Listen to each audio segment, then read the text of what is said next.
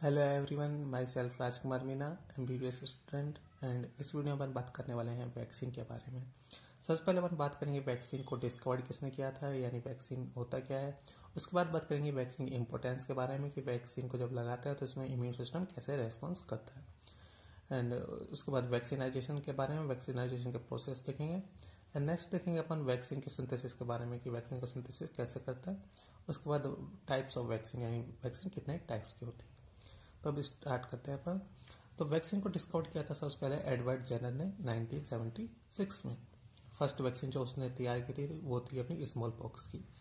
अब बात करते हैं अपन वैक्सीन की इम्पोर्टेंस के बारे में कि जब अपन वैक्सीन को नहीं लगाते हैं बॉडी में तो उससे पहले बॉडी में क्या होता है, जब वैक्सीन को लगा देते हैं तब उसके बाद में बॉडी में क्या होता है।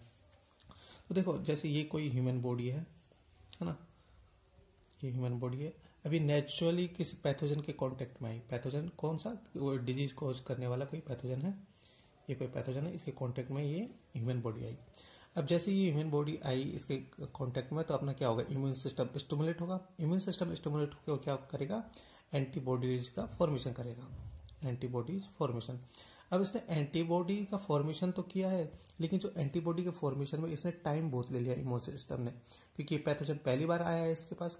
तो इम्यून सिस्टम ने एंटीबॉडी का फॉर्मेशन किया है तो काफी ज्यादा टाइम लिया है इसने, और एंटीबॉडी का फॉर्मेशन भी कम मात्रा में किया है, कम कंसंट्रेशन में किया है एंटीबॉडीज का फॉर्मेशन, और टाइम भी ज्यादा ले लिया है। तो जितना टाइम ये लेगा एंटीबॉडी का फॉर्मेशन करने में, उतने में ये पैथोजन क्या करेगा कि डिजीज को कोज कर देगा और अपन बीमार हो जाएंगे। यानी इस पैथोजन ने बॉडी को डिजीज कोज कर दिया है, यानी डिजीज हो गई है। ये तो होता है जब वैक्सीन अपन नहीं लगाते हैं तब, है ना। अब बात करें कि वैक्सीन को लगाते हैं उसके बाद क्या होता है। तो देखो वैक्सीन कैसे लगाते हैं। तो वैक्सीन होता क्या है कि वैक्सीन में अपन कोई यही टाइप का पैथोजन है, इसी टाइप का पैथोजन है, लेकिन इस पैथोजन को अपन डेड कर देते हैं, यानी इसे यूवी रेज और हीट के द्वारा इसे डेड कर देते हैं, और इसके जो टॉक्सिक सब्सटेंस होते हैं डिजीज कोज करने वाले टॉक्सिक सब्सटेंस या हार्मफुल कंपार्टमेंट होते हैं उन्हें कम कर देते हैं, या फिर इसकी जो विरुलेंस है यानी डिजीज कोज करने की कैपेसिटी को अपन खत्म कर देते हैं। यानी ये जो पैथोजन है ये डिजीज कोज नहीं कर सकता बॉडी के अंदर, लेकिन ये इम्यून सिस्टम को स्टिमुलेट कर सकता है, यानी कि इसकी जो एंटीजेनिक स्पेसिटी है वो बची रहती है, बाकी इसकी डिजीज कोज करने की कैपेसिटी खत्म कर देते हैं।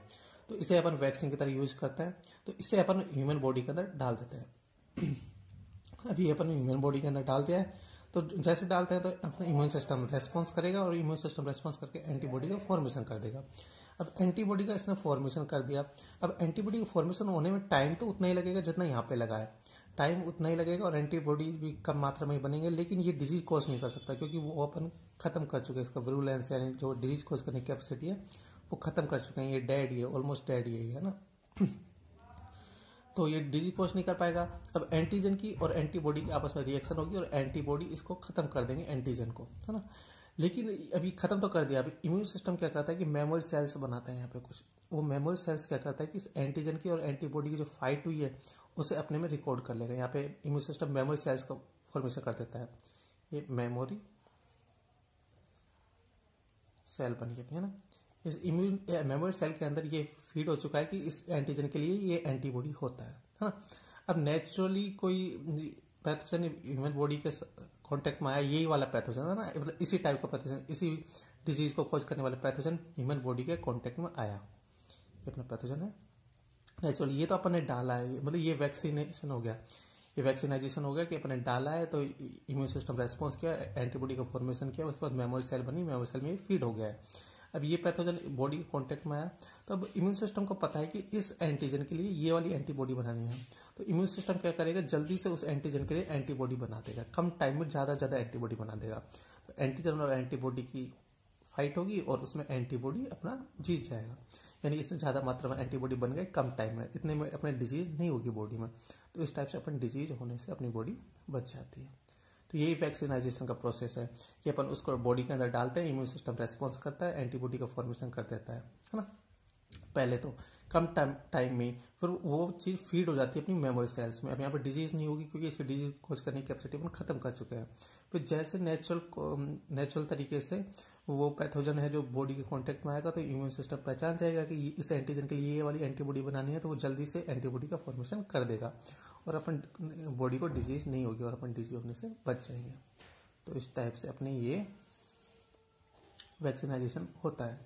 अब इसी चीज को अपन ग्राफ के थ्रू समझते हैं कि अपने कैसे कैसे अपने जो रिस्पॉन्स होता है, जो ये वाला रिस्पॉन्स हुआ है इससे बोलते हैं अपन फर्स्ट इम्यून रिस्पॉन्स, यानी पहले वाला कि जब अपन वैक्सीनाइजेशन करते हैं तो बॉडी के अंदर कैसे एंटीबॉडी का फॉर्मेशन होता है, और ये वाला हुआ है इसे बोलते हैं सेकंड इम्यून रिस्पॉन्स, जब नेचुरली तरीके से बॉडी पैथोजन के कांटेक्ट में आती है तो कैसे एंटीबॉडी का फॉर्मेशन होता है और कैसे अपन डिजीज होने से बच जाते हैं।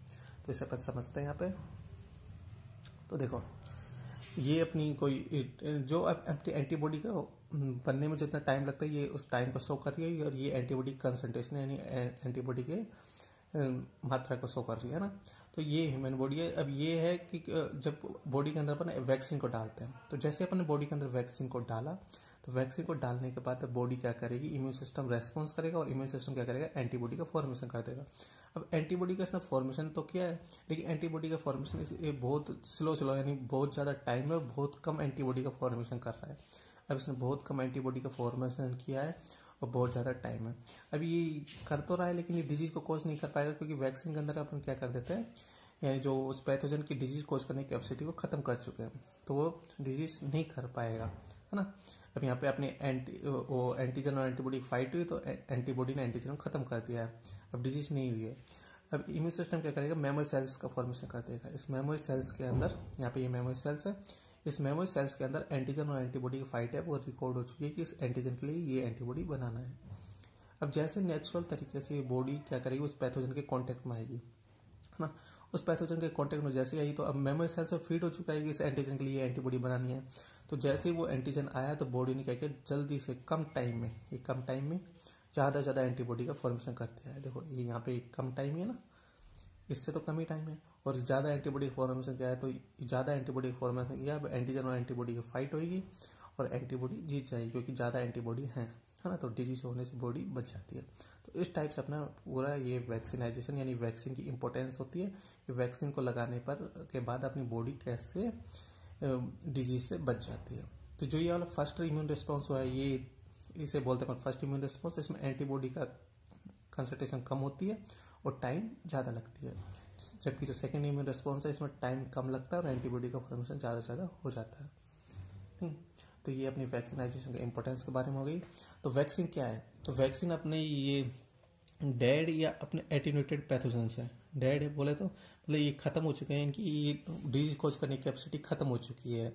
बस इनकी जो एंटीजेनिक स्पेसिटी है, एंटीजेनिक स्पेसिटी बोले तो कि एंटीजन बॉडी के अंदर जाएंगे तो इम्यून सिस्टम को रेस्पॉन्स करके एंटीबॉडी का फॉर्मेशन करवाएंगे, यानी जो इम्यून सिस्टम को स्टिमुलेट कर सके, तो उसे बोलते हैं एंटीजेनिक स्पेसिटी। तो अपने वैक्सीन क्या है, डेड या अपने एटीन्यूटेड। एटीन्यूटेड मीन्स वीक, एटीन्यूटेड पैथोजन को अपन क्या बोलते हैं, वैक्सीन की तरह यूज करते हैं या वैक्सीन बोलते हैं।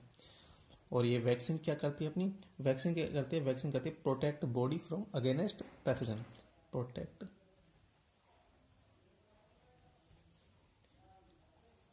बॉडी अगेंस्ट पैथोजन, यानी बॉडी को पैथोजन के अगेंस्ट प्रोटेक्ट करती है, पैथोजन, है ना। अभी पैथोजन से मिलकर बनी होती है और पैथोजन कोई से ये बॉडी को प्रोटेक्ट करती है। यहाँ पे देखा है ना अपन ने, ये पैथोजन से मिलकर बना होता है, मतलब पैथोजन को अपन डेड कर देते हैं या उसे वीक कर देते हैं, वीक करके उसे बॉडी में डाल देते हैं। बॉडी में डालने के बाद वो इम्यून सिस्टम को रेस्पॉन्स करता है, स्टिमुलेट करता है। स्टिमुलेट करने पर एंटीबॉडी का फॉर्मेशन होता है और एंटीजन और एंटीबॉडी फाइट होती है। उसके बाद मेमोरी सेल्स में फीड हो जाता है। फिर उसके बाद नेचुरल तरीके से जैसे ही बॉडी उस पैथोजन के कॉन्टेक्ट में आती है, अब इम्यून सिस्टम को पता चल गया है कि इस एंटीजन के लिए एंटीबॉडी बनानी है, तो जल्दी से जल्दी ज्यादा एंटीबॉडी बना देगा और अपन डिजीज होने से बच जाएंगे। तो इस टाइप से अपनी ये होता है। नेक्स्ट बात करते हैं अपन वैक्सीनाइजेशन के प्रोसेस के बारे में। वैक्सीनाइजेशन के प्रोसेस में अपन यही चीजें लिखेंगे, ये पूरा वैक्सीनाइजेशन ही है ना। तो ये चीजें अपन लिखेंगे उसके अंदर। तो वैक्सीनाइजेशन का प्रोसेस क्या है कि अपन वैक्सीन को लेंगे। वैक्सीन क्या है, वैक्सीन अपने डेड या जो अपने एटेन्यूएटेड पैथोजन से यानी वीक पैथोजन से वो है, इनकी डिजीज कॉज करने की कैपेसिटी खत्म हो चुकी है, बस एंटीजेनिक स्पेसिटी इनके अंदर है, तो उन्हें अपन वैक्सीन बोलते हैं, यानी वैक्सीन की तरह यूज करते हैं। उस वैक्सीन क्या करते हैं अपन बॉडी के अंदर डालते हैं। तो जैसे बॉडी के अंदर डाला तो बॉडी का इम्यून सिस्टम है वो स्टिमुलेट होगा, वो क्या करेगा, एंटीबॉडी का फॉर्मेशन करवाएगा। अब इसने एंटीबॉडी का फॉर्मेशन तो करवाया, लेकिन इसमें टाइम बहुत ज्यादा लग गई और एंटीबॉडी की कंसंट्रेशन यानी कम मात्रा में एंटीबॉडी का फॉर्मेशन करेगा। अब उसके बाद एंटीजन और एंटीबॉडी फाइट होगी, यानी उसमें रिएक्शन होगी। अब इस होने में है ना फाइट हुई है, अब ये डिजीज को कोज तो नहीं कर पाएगा क्योंकि वो अपन खत्म कर चुके हैं। अब ये एंटीजन और एंटीबॉडी की फाइट हुई और एंटीबॉडी ने एंटीजन को खत्म कर दिया है ना। अब ये चीजें जो इम्यून सिस्टम की जो मेमोरी सेल्स है उनमें फीड हो चुकी है कि इस एंटीजन के लिए ये एंटीबॉडी बनाना है। उसके बाद जैसे नेचुरल तरीके से वो पैथोजन बॉडी के कांटेक्ट में आएगा। अब नेचुरल तरीके से बॉडी के कांटेक्ट में आया तो बॉडी को क्या करेगी, बॉडी करेगी अपनी स्टिमुलेट हो जाएगी, जो इम्यून सिस्टम है बॉडी का वो स्टिमुलेट हो जाएगा और एंटीबॉडी का फॉर्मेशन करेगा। अब अपने इम्यून सिस्टम को पता है कि इस एंटीजन के लिए ये एंटीबॉडी बनानी है तो जल्दी से जल्दी उस एंटीबॉडी का फॉर्मेशन कर देगा, कम टाइम में ज्यादा से ज्यादा एंटीबॉडी का फॉर्मेशन कर देगा। तो इसे अपन सेकंड इम्यून रेस्पॉन्स बोलते हैं और इस वाले को फर्स्ट इम्यून रेस्पॉन्स बोलते हैं।